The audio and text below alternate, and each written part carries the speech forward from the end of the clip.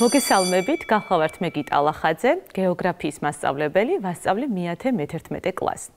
დღევანდელი გაკუთვნილი ისევ მე-11 კლასისთვის არის განკუთვნილი და დღეს უკვე ჩვენ გავაგრძელებთ წინა გაკვეთილზე დაწყებულ თემას, რაც ეხებოდა კლიმატის ცვლილებას და ზოგადად გარემოში და ბუნებაში მიმდინარე, ასე ვთქვათ, მოვლენებს, რაც ეკოლოგიური კატასტროფების სახით ვლინდება სამწუხაროდ დღევანდელ რეალობაში. დღეს მე უფრო დეტალურად მინდა გესაუბროთ იმ ანთროპოგენურ ფაქტორებზე, რომელიც გავლენას ახდენს, რა თქმა უნდა, კლიმატის ცვლილებაზე და უშუალოდ ვისაუბროთ გეოგრაფიული გარსით ისეთ მნიშვნელოვან სფეროზე, როგორიც გახლავთ ატმოსფერო და სწორედ ატმოსფეროს მიმართულებით რა ცვლილებები ვლინდება, როდესაც ჩვენ ვსაუბრობთ ეკოლოგიურ პრობლემებზე.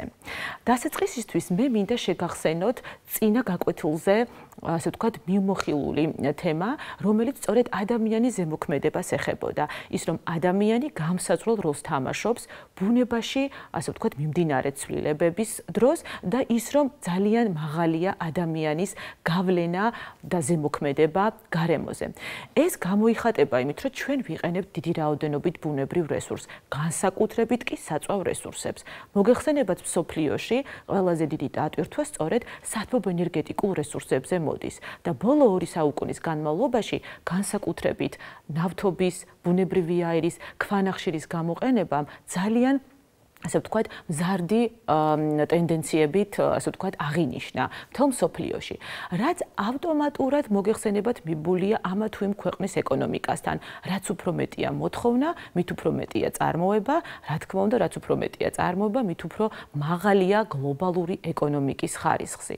რატომ ვახსენე გლობალური ეკონომიკა? სწორედ გლობალური ეკონომიკა არის ერთ-ერთი მნიშვნელოვანი ანთროპოგენური ფაქტორი იმისა, რომ დღეს გარემოში მიდის ასეთი ცვლილებები და ვიღებთ სხვადასხვა ტიპის ეკოლოგიურ პრობლემებს. მოდით მე უფრო მინდა კონკრეტულად ვისაუბრო ინდუსტრიაზე. ინდუსტრიის დროს ძალიან დიდი როლი სწორედ ჰაერის დაბინძურებაზე მოდის და ასეთ შემთხვევაში, ხშირ შემთხვევაში მინდა ვთქვა ასევე, გვაქვს რა თქმა უნდა სითბური აირების დიდი რაოდენობით გამორტყოსნა, ვიდრე ზოგადად აქვს, ასე ვთქვათ, ბუნებრივად ატმოსფეროში ამ აირებს თავისი დაგროვების კონცენტრაცია. რაც უფრო იმატებს ასეთი ტიპის აირები, შესაბამისად, მით უფრო მეტი სითბოს შეკავებას ახერხებენ და შესაბამისად უფრო მეტად თბება დედამიწაზე. თუ გავითვალისწინებთ საერთაშორისო კლიმატის ცვლილების სამთავრობო დონეზე პანელის მეცნიერების მიერ, ასე ვთქვათ, დადებულ დასკვნებს, რომელშიც დაახლოებით 1300 მეცნიერი მუშაობს ერთობლივად, ვარაუდობენ, რომ 2-დან 4 გრადუსამდე იმატებს დედამიწაზე ტემპერატურა და ბოლო პერიოდში განსაკუთრებით მინდა გამოყო ბოლო 10 წლეული ყველაზე თბილ პერიოდებად არის მიჩნეული. ჩვენ ამას ნახავთ სხვადასხვა ინტერაქტიულ, ასე ვთქვათ, დიაგრამაზე, რომლის დახმარებით თქვენ ალბათ უფრო უკეთესად აღიქვამთ თუ როგორ იცვლებოდა კაცობრიობის, ასე ვთქვათ, საქმიანობის პერიოდში სწორედ ემისიების, ასე ვთქვათ, გამოტყორცნის შედეგად ცვლილებები და როგორ იმატებდა ტემპერატურა წლიდან წლამდე. მაგრამ მინდა ახლა დაუბრუნდე ერთ საინტერესო საკითხს. ჩვენ ვახსენეთ ინდუსტრია, ვახსენეთ ეკონომიკა. ასეთ შემთხვევაში ძალიან მნიშვნელოვანია გავიხსენოთ ერთი ტერმინი, როგორიც არის მთლიანი შიდა პროდუქტი. მე ახლა თქვენ წარმოგიდგეთ ერთ საინტერესო ინტერაქტიულ დიაგრამას, სადაც გარკვევით ჩანს ერთგვარი პირდაპირი კორელაცია მთლიან შიდა პროდუქტსა და CO2-ის, ასე ვთქვათ, გამოტყორცნილ რაოდენობას შორის. დაინახავთ ერთ საინტერესო მოცემულობას, რომ თუ თქვენ დააკვირდებით და შესაბამისად სხვადასხვა ფერის და სიდიდით, ასე ვთქვათ, წრიული დიდი წრეებით არის მოცემული ეს მაჩვენებლები, თუ თქვენ დააკვირდებით მოცემული დიაგრამის მარჯვენა კუთხეს, დაინახავთ, რომ ასეთ ქვეყნებში მაღალია მთლიანი შიდა პროდუქტის შემოსავალი 10,000 აშშ დოლარს აჭარბებს და შესაბამისად ამ ქვეყნებს ძალიან მაღალი აქვს CO2-ის ემისია რაოდენობრივი თვალსაზრისით. თუ ჩვენ დავაკვირდებით უშუალოდ მარცხენა ნაწილს, აღმოვაჩენთ, რომ აქ ყველა განვითარებული ქვეყნებია წარმოდგენილი და შესაბამისად უფრო დაბალია მათი მთლიანი შიდა პროდუქტი, საერთო, ასე ვთქვათ, დონეზე და რა თქმა უნდა დაბალია CO2, ანუ ნახშირორჟანგის ემისია. რა შეიძლება ითქვას ამით? რა თქმა უნდა, გლობალური პრობლემები, რაშიც ადამიანის როლს ძალიან დიდი, ასე ვთქვათ, მნიშვნელობა ეკისრება, როგორც განვითარებული, ისე განვითარებად სამყაროში თავისთავად ყველასთვის მნიშვნელოვანია, მაგრამ ვიღებთ განსხვავებულ სიტუაციებს, რაც უფრო ძლიერია ეკონომიკური თვალსაზრისით ქვეყანა და რეგიონი შესაბამისად მით უფრო მაღალია დაბინძურების ხარისხი და თუმცა შესწევთ კიდევაც ამ ქვეყნებს, რომ გაუკლავდნენ ამ პრობლემებს ფინანსური თვალსაზრისით და აქვთ ამისთვის გამოყოფილი, ესე ვთქვათ, თანხები, რომ იზრუნონ, რომ აღადგინონ გარემო, მაგრამ განვითარებადი სამყაროს შემთხვევაში განსაკუთრებით ღარიბ ქვეყნებს გამოვყოფ. კი ბატონო, უფრო მეტად დაბალია, რა თქმა უნდა, ამ შემთხვევაში დაბინძურება გარემოსი, მაგრამ შესაბამისად ნაკლებიც არის თანხები, რომელიც შემდგომში დაიხარჯება ამ გარემოს, ასე ვთქვათ, აღდგენისათვის. გარდა ამისა, თუ ჩვენ, ასე ვთქვათ, დავაკლიკებთ აი აქ მოცემულ ნაწილს, დავინახავთ 1800 წლიდან 2016 წლამდე თუ როგორ იცვლებოდა ქვეყნების მიხედვით, არა მარტო მთლიანი შიდა პროდუქტი და ესეთი არასწორხაზოვანი ხაზების სახით არის ეს ყველაფერი გამოხატული და ასახული სწორედ აი ამ დიაგრამაზე, ხედავთ კიდევაც მის მოქმედებას, ასე ვთქვათ, ეკრანზე, თუმცა ეს არ ნიშნავს, რომ მხოლოდ ამას უნდა დაჯერდეთ, თქვენ შეგიძლიათ თვითონ დამოუკიდებლად სწორედ შეხვიდეთ აი ამ ლინკზე და იხილოთ კიდევაც უფრო დეტალურად, ასე ვთქვათ, ეს მონაცემები.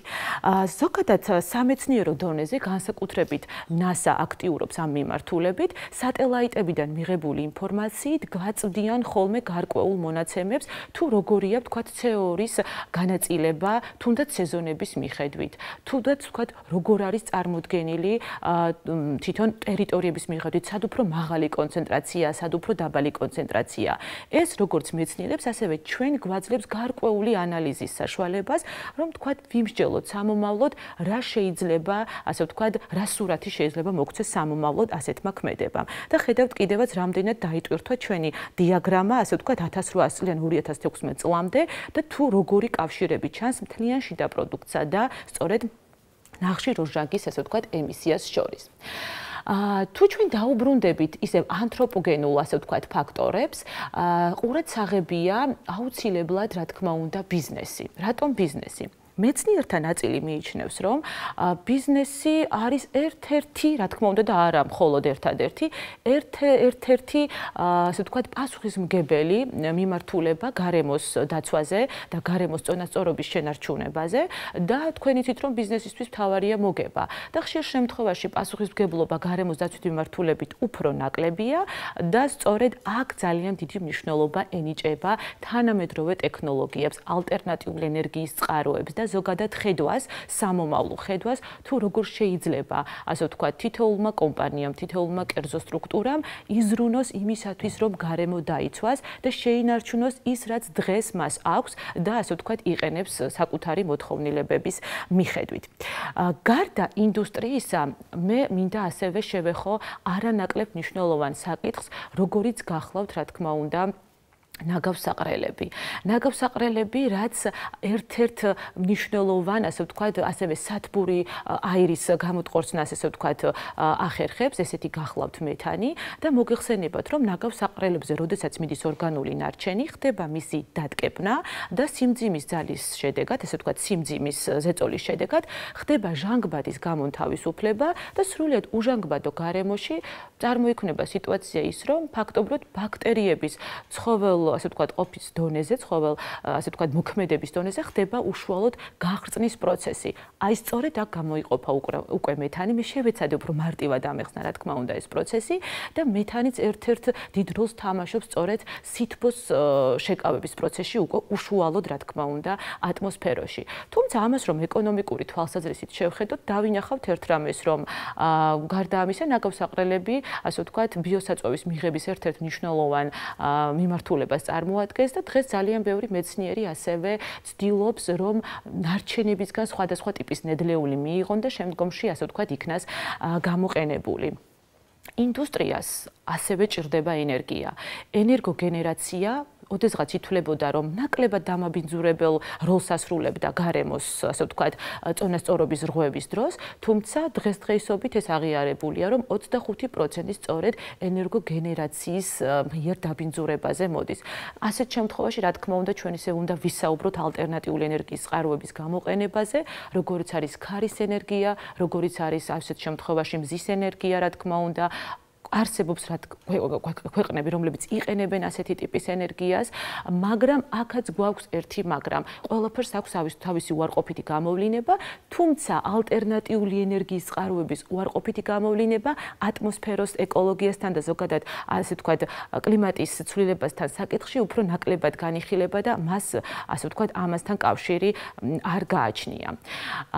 არანაკლებ მნიშვნელოვანია, რა თქმა უნდა, ისეთი საკითხები, როგორც გახლავთ ხანძრები. რატომ ხანძრები? იმიტომ რომ ჩვენ ვისაუბრეთ უფრო მეტად თქვათ ინდუსტრიაზე, ეკონომიკის როლზე, ადამიანის საქმიანობის როლზე, ბიზნესის როლზე.